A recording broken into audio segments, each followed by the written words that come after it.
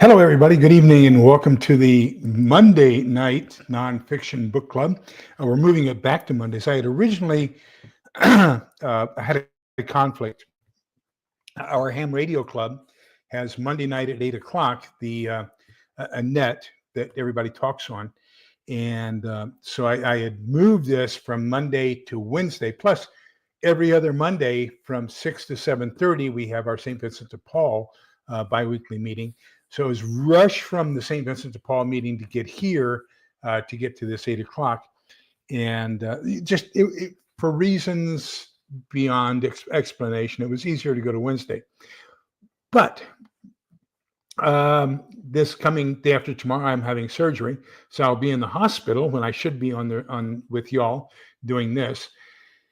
And then the following week, where there's something else scheduled on Wednesday, my schedule is getting kind of convoluted, so I apologize for that. I'm going to stick to Monday nights, even though I have to rush home from St. Vincent de Paul 2 nights a month. But we're going to stick to Monday nights. I think it just works better. So that's how we'll do it. Okay. I changed directions. I used to face this way. As a matter of fact, the board is still over there. I guess I could move it over here, but I figured you might want to see, a couple nice things behind me. Oh, I've got my coffee cup. So this is the 207th MI Brigade, Communications, Electronic Warfare, and Intelligence, and Eyes of the Jayhawk, 7th Corps. Then we've got St. Francis of Assisi is watching over us, and then I've got a crucifix watching over us. Over here we have an angel. So Helen's plants. Everything looks nice, but it just doesn't seem like it's light enough. But let me see if I can adjust the light. Can we go up? Yeah, we can go up in a little higher. Wow, we can adjust the light. So okay, so now we're on maximum light potential.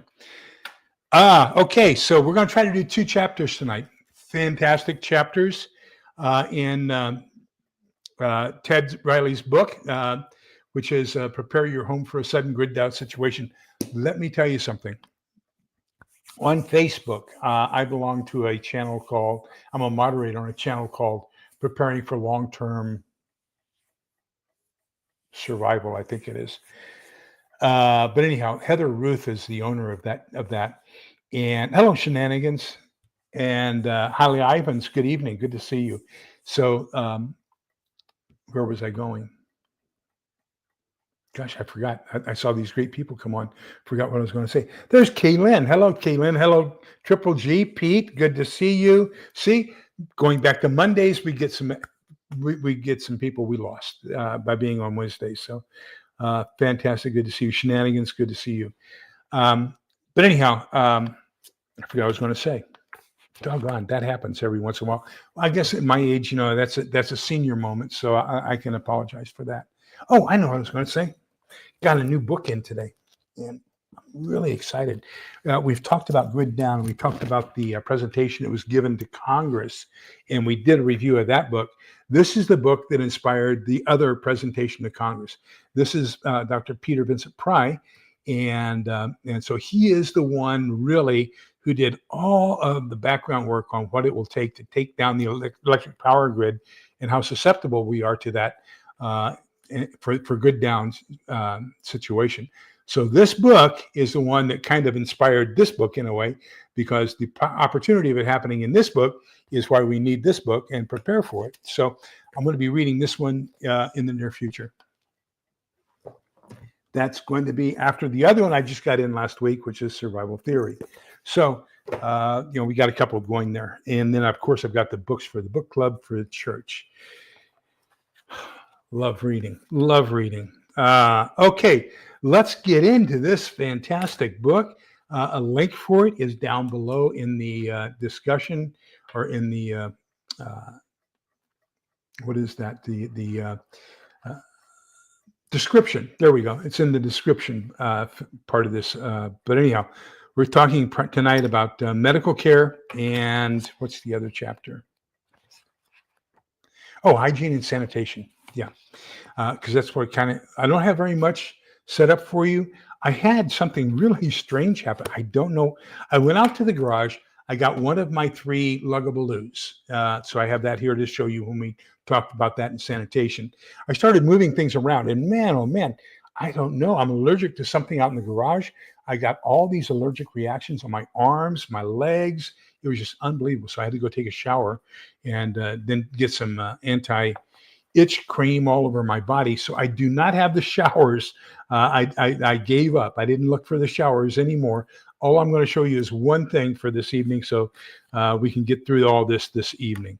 Long-term solutions, medical care, chapter 8. He says that he has another book that I guess I'll have to order. I covered basic medical and first aid supplies in my first book, When Crisis Hits the Suburbs. So I'm going to assume that you have the basics covered. No, we don't have the basics covered. We're going to have to get that book and describe it a little bit better. So add that to your list of books that you want, and that is When Crisis Hits Suburbia by Ted Riley. So he says there's 4 things we have to be concerned with as far as medical. Number 1 is preventive medicine. Number 2, infection control. Number 3, injury prevention. And number 4, disease management. So preventive medicine, basically good diet, regular exercise, especially your core. That's my addition to his recommendation of good exercise. Most people neglect their core. And I think that's what you really need to have a lot of good strength in, is your core. That's going to be the foundation for the rest of your body.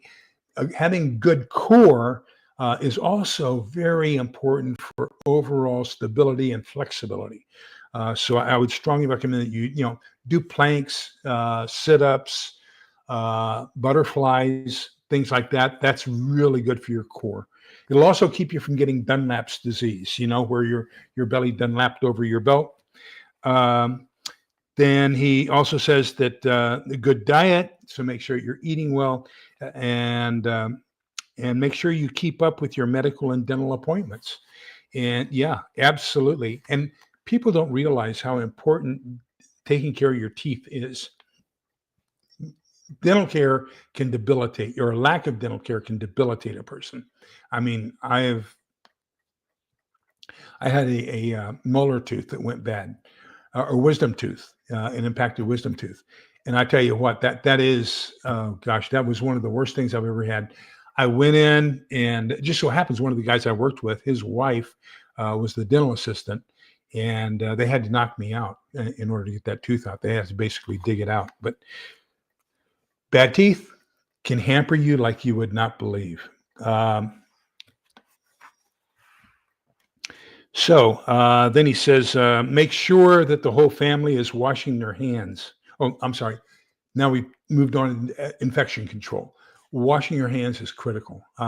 If you're going to do any one thing to prevent disease, the most important thing you can do is washing your hands with soap and water. It doesn't have to be warm water. It doesn't have to be hot water. Just soap and water is going to be extremely important. I think, and I was looking on Amazon, and I think I added a link for a hand wash station. But it's basically fill up the station. It's got a soap dispenser, liquid soap dispenser, so you can put your antibacterial, what is it called? The soap that comes in a little tube with the dispenser on top. It's what we use here all the time. I can't read the bottle over there on the kitchen sink. But soft soap. So you get the soft soap, pour it in there. It's got the soap dispenser. I prefer those. You're not going to push, right? You push on it with dirty hands. Don't push on it with clean hands. And then you're going to wash your hands. Then it's got a paper towel holder, so you can use paper towels and wash your hand. You can also hang another towel over that. Washing your hands is critical, and not just before you eat or after you go to the bathroom. Do it several times a day. That's going to wipe out most of the things you touch are going to be the things that are going to spread infection. As a matter of fact, do me a favor. Not that bad among women. It's a terrible thing among men. Is that I don't see, when I go to a public restroom, there's an awful lot of guys who don't even stop by the sinks. They just go straight to the door. Well, you know what that means? That means that those dirty hands are now pulling on that dirty door, on that door handle. I will not touch a door handle in a men's bathroom. So I always grab a paper towel, and after I wash my hands, I use the paper towel to open the door, so that way my hand is not coming in contact with that dirty handle, because you're just re-engrossing whatever it is on your hand that you just washed off. So do me a favor. Take a paper towel, use it to open the door. If you notice here in Texas and most restaurants, they have a foot opener. They have a little metal contraption at the bottom of the door, so that you can open the door using your feet if you don't have a paper towel to open it. So I strongly recommend that you use that as well. Let alone prepper. That's a great idea. The disposable toilet seat covers. I should do that for Helen. Thank you very much. I'm remiss. I should do that. We do carry some other things with this problem I'm having with my hiatal hernia. I carry a barf bag with me. Matter of fact, I got two of them here. Two of these disposable barf bags, and so I keep those with me all the time because I'm coughing up a whole bunch of phlegm. Doctor says at the surgery Wednesday morning, there's an 85% chance we'll get rid of this cough. I am so looking forward to that. Now, he also recommends if you go out in public, especially if there's a pandemic or after SHTF, you wear a mask because there's going to be a lot of stuff out there, bad stuff. There's going to be fecal matter. There's going to be gross things that are happening. There won't be water flow, and so people won't be washing their hands. Just disease is going to be paramount. So make sure you have a face mask and either gloves or wash your hands regularly because disease is going to be so rampant. Then he talks about injury prevention. One of the things, for example, is how do you use a knife?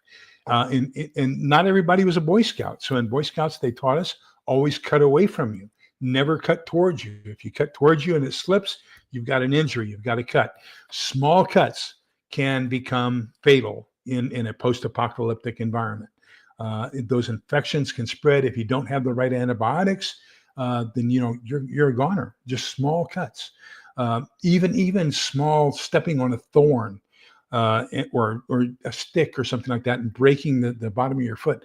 Those can become a fatal injury if you don't manage the infection that's going to happen from that. So always says, cut towards your friend. And Utah Mike says he hasn't touched shaking hands with anybody since 2020. Kaylin says that her favorite local restaurant has a foot opening trash can in the bathroom, so you don't have to touch the trash can. That's great too. So anything you can do to cut down on the transmission of disease through dirty hands is going to be paramount, and through the air.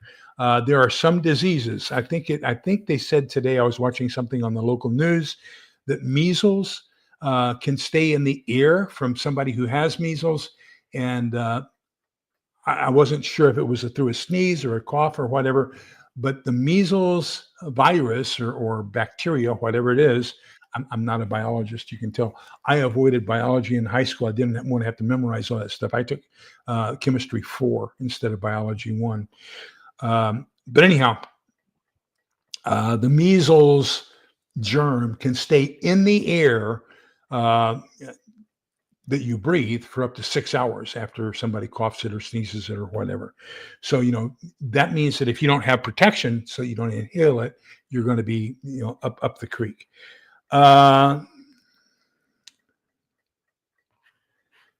Okay. Holly keeps Fiaxtra's a disposable knife handy. Well, most of my knives, I don't want to think of them as being disposable. So this is the one I keep here on the counter with me at all times. And in my right pocket, I have my buck, and this is a Revell. And then in my left pocket, I keep a Rat 2, Ontario Rat 2. And then over here, it's still here. I was doing some sharpening earlier today too. Where is it? And right here next to me, I keep my Mora Black. So I'm surrounded by knives. I was doing a little bit of honing today. But anyhow, injury prevention. So number one rule is avoid areas and things that are more likely to run into danger, and avoid being on your own out after dark, so you don't get into a confrontation. Do your best to avoid any and all confrontations, and if you're out and about and sense that tempers are rising, abandon the mission, head home. Best advice I've heard in a long time. So let's talk about that. There's a lot of. I'm going to talk about something that you have to make a moral decision. Remember that a tourniquet is applied for femoral bleeding. Okay, I'm sorry, arterial bleeding. I was thinking femoral artery, for arterial bleeding. Okay, and whatever you're cutting the blood flow off to, if it's not treated properly, can turn gangrenous and can be fatal. Okay. So the tourniquet has to be removed by a competent medical professional. So in a post-apocalyptic world, okay, this is a moral decision that you're going to have to make. If you put a tourniquet on somebody and there is no physician available to handle that and remove it properly, then probably all you're doing is prolonging the agony of their final expiration anyway. So, if there isn't a 911, if there isn't a physician or somebody capable of handling that, then I'm not so sure I want to put a tourniquet on in the first place. But that's just Lee's personal opinion. Okay. You don't have to agree with me. You're going to have to make that decision on your own if it ever happens. But the other thing is, there's a lot of people who say to have tampons available for a gunshot wound. And I've got a nurse here, I know for sure. So Sue, tell me whether I'm wrong or not. There is a difference between a hemorrhage and flow bleeding. Okay. And so the tampons are not made for hemorrhaging. They're made for flow. And so you're not doing that person any good by putting a tampon inside a gunshot wound. That is not something you want to do. Okay. If you're going to pack it, use gauze, folded gauze, and pack it with gauze. That is the proper thing to do for a gunshot wound, not a tampon. Okay. Now, we do carry the equivalent to ladies' hygiene napkins. We used to carry them in the ambulance, because we could put that over a wound. So that became a dressing. Not necessarily a bandage, but a dressing. Okay. I don't know if they still do that. That technology was from the 70s. So, make up your own mind. I would strongly recommend you get a good first aid class, by the way. Okay. Let me see. Am I catching up here?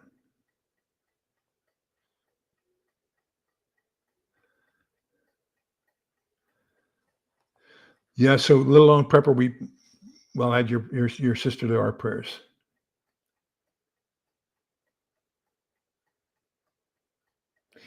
Yeah, things can go bad quickly.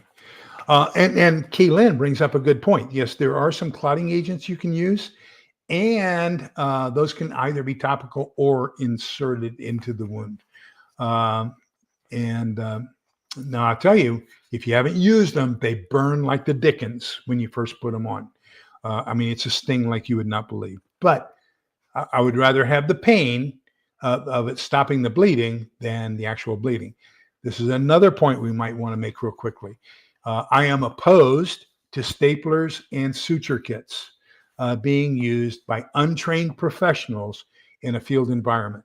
I would rather use a Steri-Strip, a butterfly closure, or now they have zip strips, where basically you put this device that has two pieces of tape, one on either side of the wound after you cleanse the wound and everything. And then you pull these, what's that thing?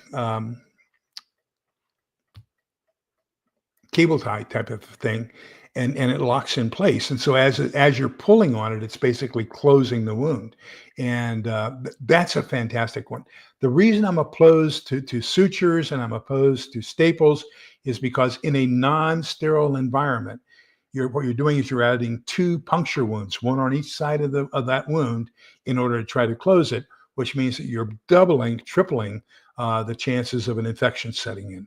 So I am really opposed, and if there's somebody who has a medical reason that I am full of poo-poo, please add it up here. But that's my personal opinion, okay? Well, and there's another thing that we have to discuss here, and that is, when do you close a wound? Most people don't know it, but basically the rule of thumb that I was taught is, if the wound is deeper than it is long, don't close it. It has to heal from the inside out. So what you want to do is you want to pack it and allow it to heal inside out. If the wound is longer than it is deep, that's when you want to close it with some sort of a sterile closing system. So remember, if it's longer than it is deep, close the wound. If it's deeper than it is long, leave it to where it can self-heal from the inside out. Disease management is for if you have a chronic disease, make sure you have plenty of medications. I'm going to recommend that, because of the current international dealings that are going on right now, 90% of the medications that we receive here in the United States come here from either India or China. Things are not looking good with China. China today cut off the export of all, what's that called? Some sort of minerals to the United States that we have to make things. And so that's the latest in this tariff war that we have going on. But imagine what happens if they cut off their supply of medications. I have heard, I don't know if it's true or not, I have heard that 100% of our IV fluids are now imported, that there are none made here inside the United States.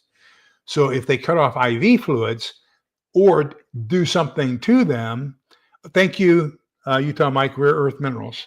Thank you, Suzanne. Oh, and welcome, Suzanne. But if they cut off our supply of IV fluids, we are in deep kimchi.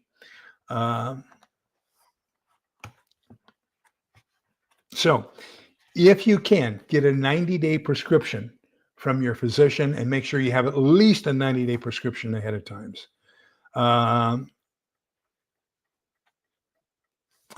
So Pete is now Pete, remember, is in the pharmaceutical industry, so Pete knows what he's talking about. It's not just generic drugs coming from China; it's IV bags, sutures, dressings. That is accurate about IV fluids made overseas and are either flown or shipped in. So thank you, Pete. So we have no IV fluids made inside the United States right now. If you want to take us down, cut off the shipment of IV fluids. Now that's normal saline, 4% saline, D5W, and Ringer's lactate. None of those are made inside the United States. Used to have, right down here in Austin, we used to have one of the largest factories of normal saline in the United States, and they closed it. Oh gosh, 12, 14 years ago. Building your stockpile of medicine, basically he's talking about that same thing. If you have to attend physical therapy, make sure you're aware of the exercises you can safely do at home. So I went out and bought all the exercises that I do both at Silver Sneakers. I have a new exercise chair. I have a full kit of 3 and 5 pound weights for senior exercises. Have all of my bands, my stretch bands. I have my exercise board over here, so I know what I need to do every day. And if I don't make it to physical therapy, or if I don't make it to Silver Sneakers, yes, do your exercises. Make sure you have everything for whatever physical therapy you need. And don't forget all of your over-the-counter stuff. He goes through 5 pages of essential medicines to store in your cupboard. And he talks about medical medicine shelf life, storing it safely. And then I won't go through the 5 pages worth of medications that he recommends, OTCs. Then he also gets into a couple pages of recommended essential oils. There is an essential oil that I am really, really sold on, and it's called Thieves. But basically, this Thieves oil, the story is that it is a concoction that these grave robbers made during the Black Plague. And as long as they took this Thieves concoction of essential oils, they never contracted the plague. So that's why it's called Thieves. It's because the grave thieves took this essential oil and it protected them from the plague. I buy it just from. I used to buy it from a essential oil company, but I found out I could buy it for like 1/4 of that price off of Amazon. That's what I do. I also buy it off of Azure Standard. I was having a conversation with Sue Me. Sue Me has the formula for it. So she prefers to buy the components and then mix it herself. She gets 100 times the volume of Thieves as I do for about the same price. Hello, Dwayne. How you doing?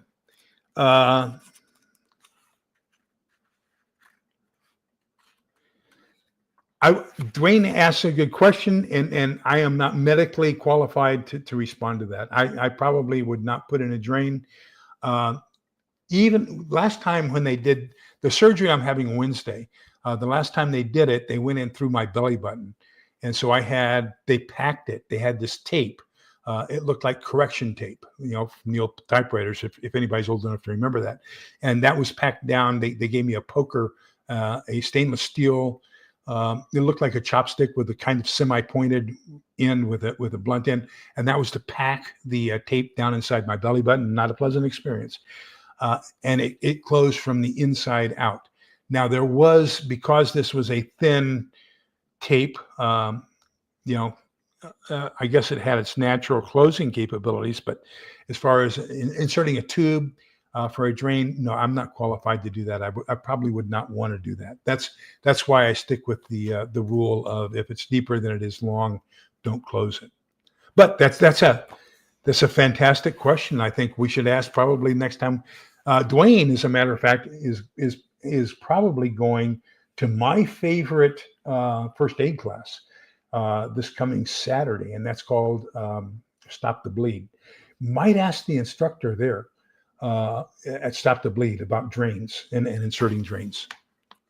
Okay, so that's basically medicine. Now we're going to get into sanitation and hygiene. He has a list of all the essential items you need for sanitation and hygiene: shampoo, soap, hand soap. Stock up on hand soap as much as you can get. I can use hand soap for shampoo, and I could probably even use shampoo for a body wash, but I would say use soap. As I was washing today, because of my exposure to whatever allergen I was exposed to, I was thinking I might want to get some antibacterial bars of soap because I didn't want to use anything other than a clean washcloth because I was afraid that if I used a dirty, like my scrunchie or something like that, that whatever allergen was on there might remain on the squeegee, on my squeegee or whatever it's called. And so I didn't want to do that. I wanted to use a fresh washcloth that after I got through washing my body, I could throw that in the hamper and we'll wash it and get rid of that later. But, I was thinking maybe a wise thing might be to get a bar of soap too that you could use to do that. I don't know. Yeah, we'll see. He talks about toileting. So here, what happened is I bought two luggable loos, for lack of a better word. I bought one luggable loo, and I bought two porta potty systems from Rainy Day Foods. Now, I checked their rain site before this live tonight. They no longer sell them. So I do have the link down below in the description for the luggable loo on Amazon, and I'll show you that here in a minute. So I gave one to my daughter. I was doing all of her prepping stuff for her when she lived here in the area, and they have moved to New Jersey. So just before they left, she gave me everything I had given her, to include the weapons that I had bought for her. She returned all those to me. Well, you can't have weapons basically in New Jersey.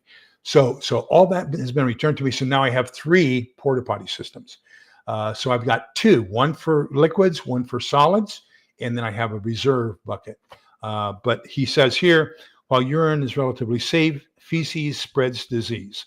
So it has to be managed correctly in order to prevent odor, disease, and illness. If you have a septic system, use it. You just have to fill the cistern until the water hits the float and then flush as normal. If you're up top, if you're on top of the hill like I am, compared to where the processing center is for your sewage system, then it's okay. What I can do is, for my hand washing, I've got 3 tubs, okay? So the first tub is soapy water. You're going to put soap on your hands, wash your hands with the soapy water. Then you're going to rinse it off in the first rinse basin, and that's going to become soapy over time because you're rinsing the soap off. Then you have a final rinse station, okay? So then I'm going to dump that soapy water. Well, where's a good place to dump the soapy water? Dump it in the tank of your toilet, okay? That way you can flush your toilet. And then move that first rinse, which has now become semi-soapy, that now becomes your soapy water. Your second rinse becomes your first rinse, and then you use fresh water for your final rinse. That becomes your hand wash system. And so then you can constantly change out that soapy water, put it in your tank, and that's what you're going to use to flush your toilet. Now, in the early 70s, when I was in Monterey, California for language school, they had signs all over the latrines, and so the toilet seats or the toilet area said, if it's brown, flush it down. If it's yellow, let it mellow. So that same type of a thought process would exist in a post-apocalyptic world if you're either using a septic tank or you're uphill from where your sewage processing is. If it's yellow, just let it go. Now, it may have a little bit of odor, but just let it go. If it's brown, flush it down because that can cause disease. So let me see. Talks about alternative toilets, and that's what I'm going to show you now. He talks about cat holes, trench latrines, which is what we used an awful lot in the Army. We also used what I called hangman's stands, or lynch stands. We built these gallows basically over 55-gallon drums. And so when you sat on a toilet seat that was built on this gallows and way up high where you're a good target for the enemy, and everything went down into these 55-gallon drums. So if you had a minor incursion in the Army and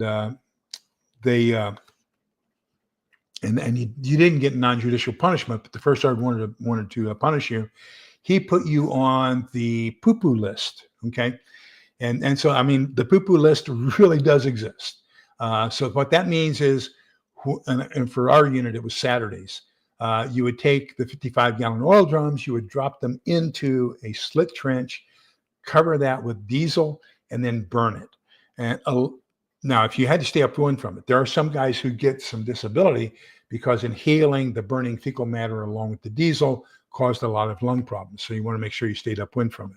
But that's how we would dispose of it in the Army, is in a trench latrine, along with diesel, and burn it. You could also dig a deep pit latrine, which basically becomes your standard old outhouse, and then permanent porta potties. So a permanent porta potty is basically either using a composting potty or what I'm going to show you here. So what you want to do is, this is what I got from Rainy Day Food. It's the exact same thing that you're going to get from Luggabaloo on Amazon. So what it is a 5-gallon bucket. The lid, the ceiling lid, if you lift it up, has a potty seat, okay? So it's got a potty seat, and it has all kinds of stuff on the inside. Luggabaloo comes with other stuff, to include these bio bags that you're going to insert down inside the bucket. So I put 2 of them in there. That's the reason that I wanted more of those big rubber bands that you saw in my weekly Prepper Pantry haul. And by the way, I did go back and edit that so that now there is a link for the rubber bands that I bought. But you put your bag inside and then fold it over, and then that rubber band goes around here, and seals it in so that you're holding everything inside it's going to be inside the first bag, and then the second bag is there just as a containment in case the first one rips or there's anything done with it. You don't want to get too much into these bags. It can become heavy and difficult to deal with. Oh gosh, I'm sorry. You probably don't want to fill your bucket up more than about a third, okay? So once it gets to about a third full, that's when you want to be concerned about taking that bag out and disposing of it. Very easy with liquids, okay? Just take it out and dump it 50 yards away from wherever your primary house is, out in the back 40 or whatever. Now, the fecal matter, you want to do something else. That's the reason I bought that 55-gallon drum in my backyard and why I've drilled holes into it. I'm going to basically do with that 55-gallon drum the same thing we did in the Army with the slit trench, okay? So I've drilled some holes in it so I can get air in the bottom. Then what I'm going to do is I'm going to take something burnable, probably wood, cardboard, some biomatter, maybe even bio briquettes, put them on the bottom so that the flames are coming up. Now remember that there is methane in fecal matter, so that makes it flammable when it's still breathing. And so I can burn that in the 55-gallon barrel. So that's the primary reason I have it. Make sure you have all kinds of suitable materials, odor control. Then you can get calcium oxide, which is called quicklime. And a little bit of that on top can control odor. It can also help with starting the decomposition process. You can use cat litter, sprinkle a little bit on top. You can use wood shavings, sprinkle a little bit on top. Those things kind of help odor control so that you're taking care of things. What I have done is I'm thinking about getting another large, maybe 10-gallon, maybe a trash can, like a 32 or 33-gallon trash can, and putting my matter in it before I start to burn it. And there are some septic tank biodegradable chemicals, and I bought some of those that you can pour into it and begin the decomposition process. So that's another way you can start managing some of your fecal matter in the backyard or in your yard, where maybe in the front yard to keep other people away. He also says you can also use a layer of ash from your charcoal or your fires or anything else from your cooking, and that can help keep down the odor. He recommends that if you're using one of these, get a very large trash bag, like a contractor trash bag, and when it's not in use, cover it with that trash bag, and that's going to also help with odor control. He recommends double lining it with heavy-duty trash bags. He says you can mix a cup of liquid bleach and 2 quarts of water and add that to it, and that's going to help with the containment of some of the disease as well as odors and stuff like that. He recommends separating your waste, liquid and solid, like I do. And then he talks about a formula for making do-it-yourself hand sanitizer. And there's only 3 components: alcohol, aloe vera gel, and tea tree oil, okay, which is an essential oil. So that's basically what we have for you this evening. We've done 2 chapters. I hope that was informational for you. Let me get up here and see where we are as far as comments, because I saw a lot of good writing, but I just didn't have time to read it. I think I said hello to Suzanne, because I think she had a really great comment there. Oh, I wanted to talk about showers. That's why I got whatever it is that has caused me to have this reaction and all this itching. And I have 2 showers. I have one is a camp shower, so it's 3.5 gallons of water. You hang it up. The sun warms up the water through the plastic, and then it just has a little hose. You wash, you get yourself wet, turn off the water flow, soap yourself down, then take the water and rinse yourself off. Then I was at one of our local club meetings and somebody showed me they had a battery operated shower head. So basically what it is, it's a battery operated pump with one hose that goes down into like a 5-gallon bucket. The other hose goes up and has a shower head on it. What do I like that? Well, I love that because now I can heat up water, take the hot water out, dump it in a barrel, don't have to worry about hoisting it way up high.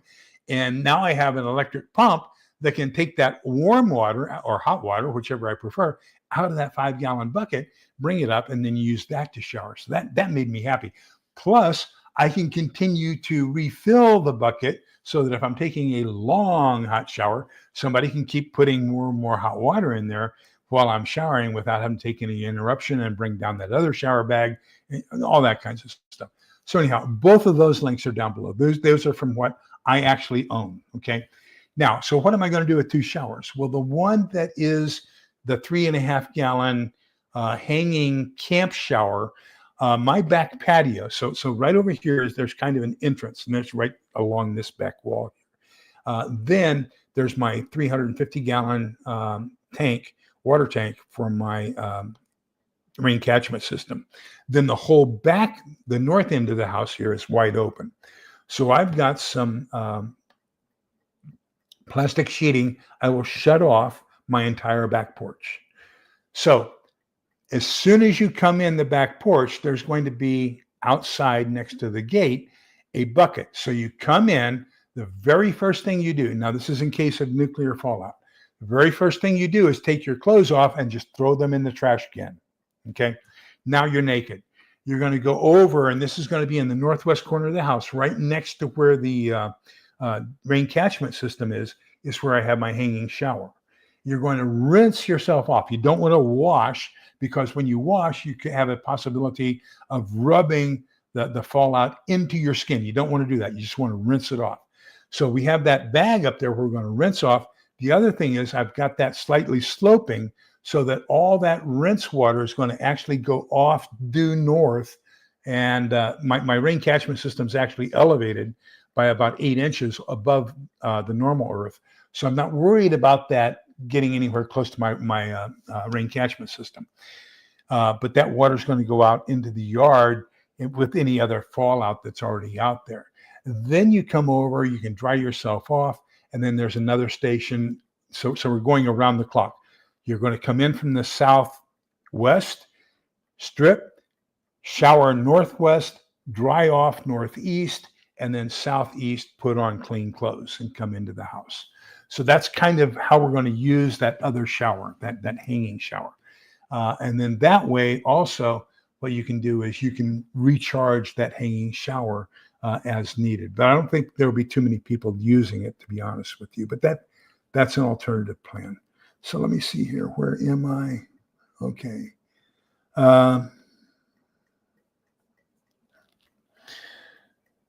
Let me see. Yeah, as a matter of fact, so I sleep with an oxygen concentrator, and every day I take my blood, my pulse ox 3 times a day. So when I woke up this morning, after being on 3 liters of oxygen all night last night, I was at 96% oxygen. Today, exercise and everything else, plus all my medications I take, I'm at 98%. So I'm very happy with that. Now I have a pulmonary function test at 7:45 tomorrow morning. Then I see my pulmonologist at 8:45, and hopefully he'll send all that information over to the anesthesiologist before Wednesday. But anyhow, yes. And so that's one of the reasons. Primary reason is after reading 1 Second After, Forshin's book, I am concerned about having cold insulin for a type 1 brittle diabetic in the family. And I want to make sure I have the ability to keep insulin cool. So we did a what if type of a scenario, a brainstorming session. And my number one priority if I have time to run to a store and get something, I'm immediately going to the closest pharmacy and getting as much insulin and as many needles as I can possibly get. That's my number one objective in a post-SHTF environment. And then I do have the refrigeration capability and the electrical power to keep that. As long as we have sunlight, I'm good. We can do that.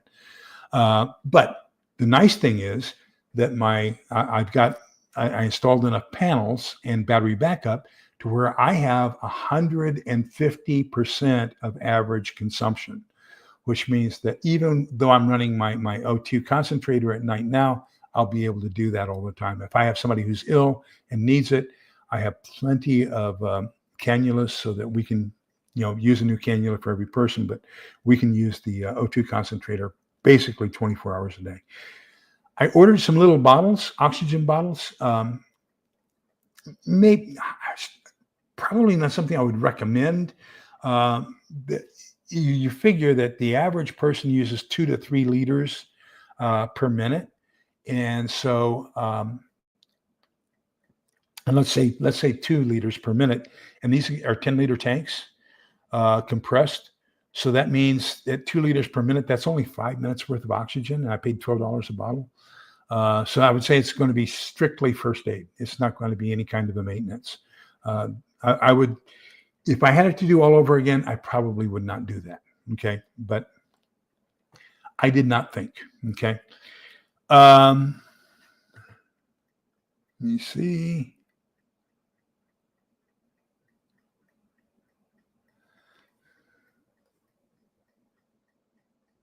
One of the things I'm going to ask my pulmonologist tomorrow is about a portable battery-operated O2 concentrator.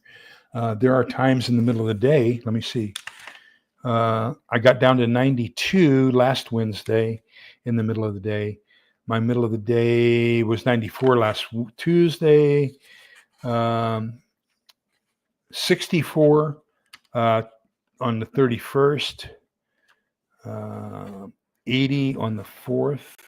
I mean, so it varies. And so, sometimes I need an oxygen concentrator I can probably carry with me and be able to get some concentrated oxygen later. So we'll see how that works. Suzanne says that shampoo works for a good body wash. I have soap that works as a shampoo too. Yeah, absolutely. So versatility, I think, is going to be key. So remember that in your hygiene products.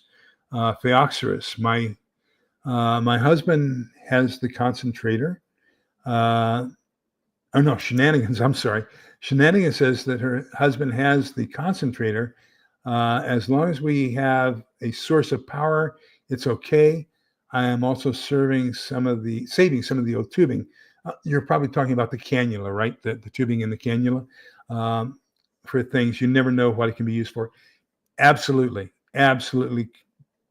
Positively 100% correct.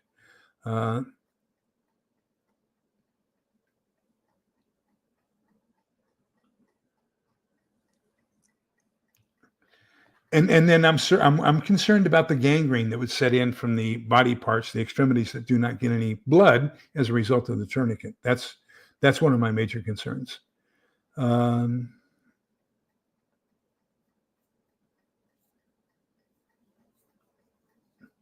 That's why I said there are people here who know more than I do, and that was my personal opinion. Thank you for sharing that. I greatly appreciate it.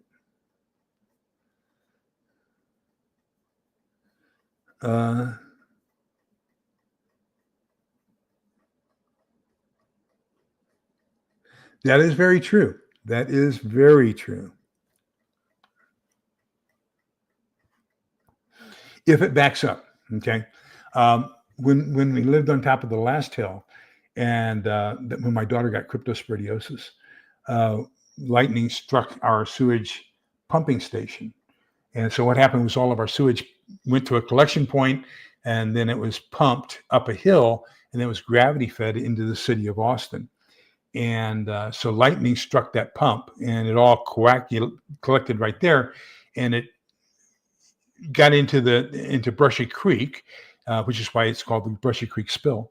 And what we didn't know was that our drinking water wellhead was, we thought, far enough upstream where it wouldn't be any concern, but there was a fracture in the karst, and it carried that sewage directly down into our drinking water hub.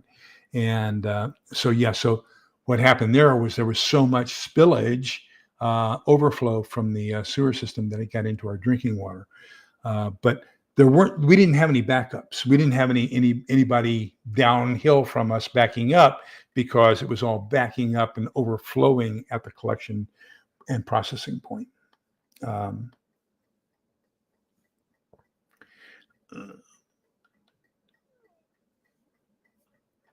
That would be strongly recommended. That would probably be one of the best things you could do. Just make sure you have it, like I just said, with the Brushy Creek thing, make sure you have it far away from and possibly downstream or downhill or down flow from wherever your drinking water collection point is. So Fiostra says that ER docs will loosen a tourniquet every 15 to 20 minutes to see if it has stopped the immediate bleeding. If so, they'll wrap the injury tightly with gauze, but the tourniquet stays in place loosened. Thank you for sharing that.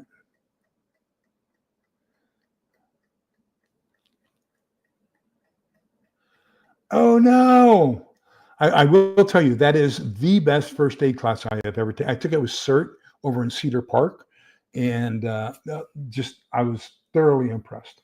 Thoroughly impressed. I wish I had learned that 50 years ago.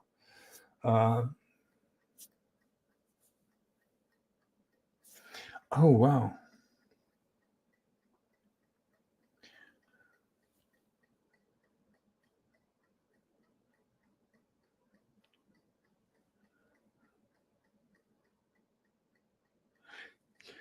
Yeah, major wounds are going to be something. And I go with, basically, if you take a look at camping, take a look at what happens as far as camping accidents. So you've got cuts, especially somebody using an axe who doesn't know how to use it. They're going to axe into their shin, into their foot, whatever. Same thing with a hatchet. I've seen hatchets bounce off of wood because people didn't know what they were doing and come back up and hit them in the head. Then I know one guy who didn't check for clearance when he was using an axe, and he got caught in overbrush. And when it did, it came down and cut him in the back. So cutting towards you and cutting yourself in the chest. I've seen all kinds of things like that when I was driving ambulances, especially. But take a look at camping accidents, and you're going to find that cuts, animal bites, and snake bites, burns. A lot of people are going to have a lot of burns from not knowing really how to cook. A lot of people know how to grill. I want to tell you that, but most people don't know how to cook on an open fire. So people just don't understand. You use flames to boil and and coals to cook. Okay, and that's just one of those lessons they taught us in Boy Scouts. Yeah. So I think those are going to be some of the primary, and broken bones. People are going to fall and things like that. Broken bones are very common too. So make sure you have some good splinting material. I strongly recommend adding the SAM splint and some Corban, that self-adhering tape, to your first aid kit. As far as dressings and bandages, I don't think there's anything better than the Israeli 4-inch and 6-inch trauma dressings. That does a couple of things. Number one, it is a fantastic dressing. It has its own bandage built into it. It also has a pressure bar, so that as you get done doing your wrapping, you pull down on the pressure bar, and it puts more direct pressure on the area of the wound. And so that's a combination of dressing, bandage, and direct pressure, all three in one fantastic system. Get all the 4-inch and 6-inch Israeli trauma bandages that you can get. Hello, Tammy Harder. Good evening. Good to see you. Hi,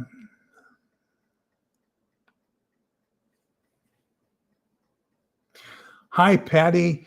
Well, thank you for being here. Yeah, we're changing. We used to do this for 2 or 3 years. We did this on Monday nights. I changed so that I could be part of the Ham Club radio net.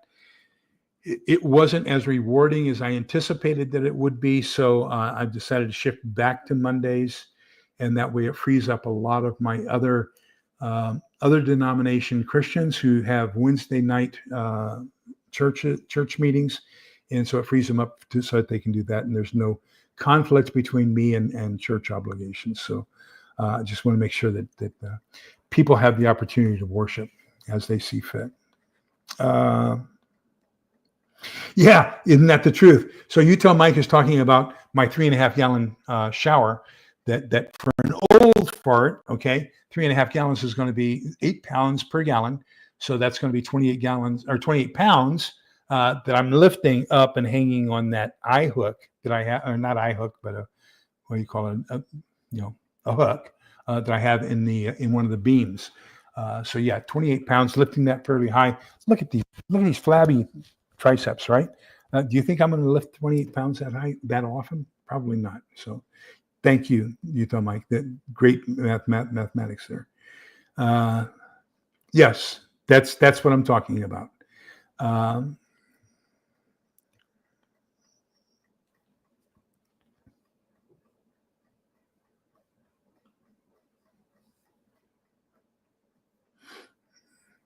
Oh, that sounds fantastic.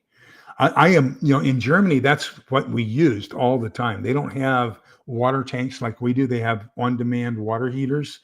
And I think that's one of the smartest things I've ever seen. I fell in love with them. I would like to have one here, but they cost more than the average water heater. Plus, you got some extra water in case of an emergency if the water system goes down. Little Lone Prepper says that she tied it pretty tight above the wound, but not tourniquet tight, and had him holding his hand up. I was scared he wasn't going to make it. He was extremely pale. Yeah, so the artery is pretty deep inside the arm, by the way. What you see here is not an artery. That's a vein. Okay, so a lot of people think that if they just cut that's going to be suicidal. No, you've got to get deep down inside in between these bones. When I had arterial blood gases drawn for one of my surgeries in Landstuhl in Germany, the army hospital, they strap you into what looks like an electrocution chair, and they strap you in everything so you don't move. And they actually stuck the needle in here and went down because it's so deep inside here that normally you can't get to it. Okay. So the artery is pretty deep. Tucked by V1, good evening. Good to see you. Welcome.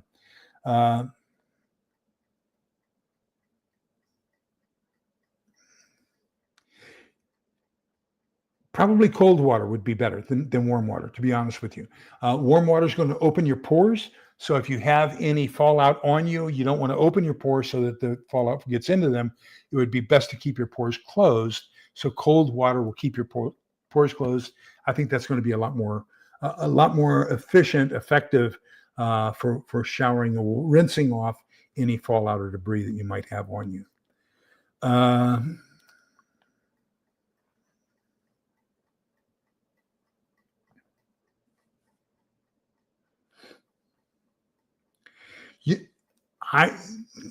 I have come to a reality, a realization, Shenanigans. Thank you for your concerns, but here's what I realize: I'm right.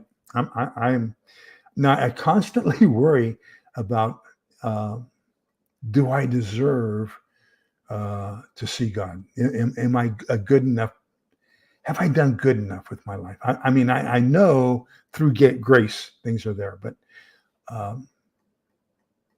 I constantly worry. I constantly fret about errors I've made, people I've hurt, things I've done wrong, bad decisions.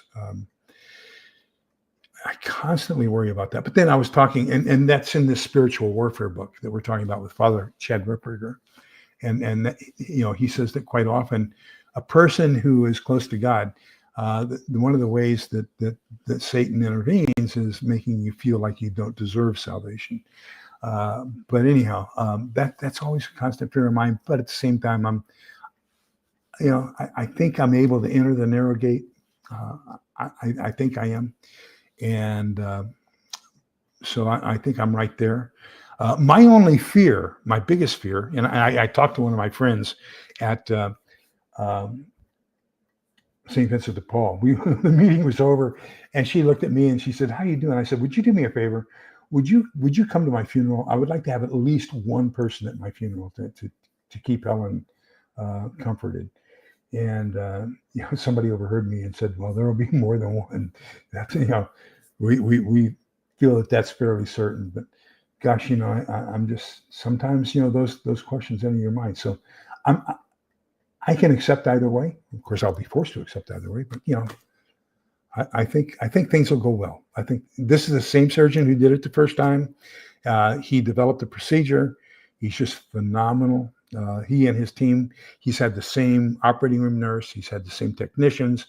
Everything. He's had the same crew now for 10 years, and everything is phenomenal. So I have really good hopes and faith that everything will go well. Look for the Saturday Prepper Pantry Haul. That'll be your indication that everything went well. Okay. Let me see. Catch up here, and then we're going to close it down.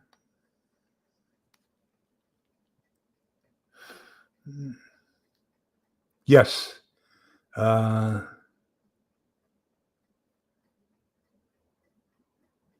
wow. Yes. Yes. Good. Great. Yeah, that is far better than the tanks. I have seen the same thing, Kaylin, and that's what I'm hoping that my pulmonologist will give me tomorrow. Is that true? Well, that's interesting. Thank you for sharing that.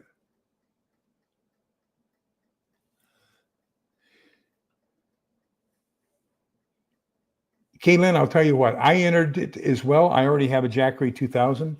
If I win that OPS, then I will let you know and we'll have it shipped to your mom. How's that?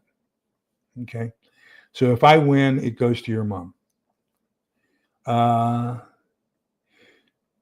Those are the same thing. That's exactly what I ordered. So it's a little 10 liter.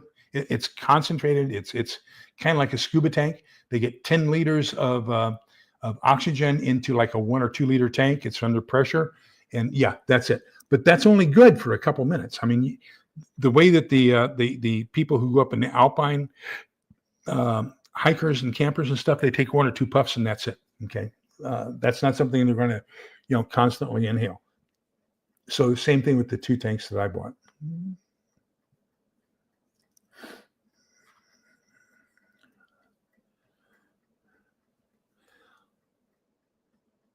I hope somebody shared that with him because I don't know enough about it to do that.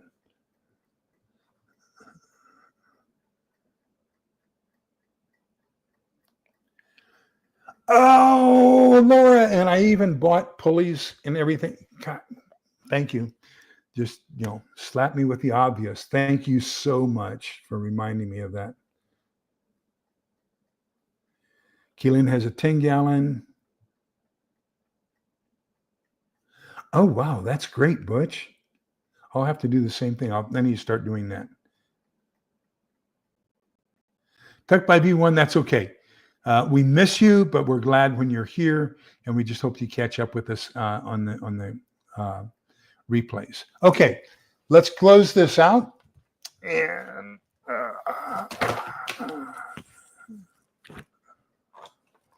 I found a verse, and it's in the description, that basically says what I say, and that's remember to be kind, polite, and respectful to each other. But anyhow, I'll have to get that tabbed in my Bible so that we can use that one as well. Book of Numbers, chapter 6, verses 24, 25, 26. The Lord bless you and keep you. The Lord let his face shine upon you and be gracious to you. The Lord look upon you kindly and give you peace. Remember that we're all in this together. I'm reading a book. I know what it is. No, I watched a video, and he said something that applies to this. When I say remember we're in this together, the way he says it is remember that any pair beats an ace anytime. So if you think you're the best guy out there and you're going to do it all by yourself, any pair beats you. So very good analogy. Remember that we're all in this together so we can come out the other side together. Please be kind, polite, and respectful to each other because togetherness is the key. Take care, everybody. See you next Monday, and we'll have a Saturday Prepper Pantry Haul out, I hope. Take care, everybody. Stay safe. Bye-bye.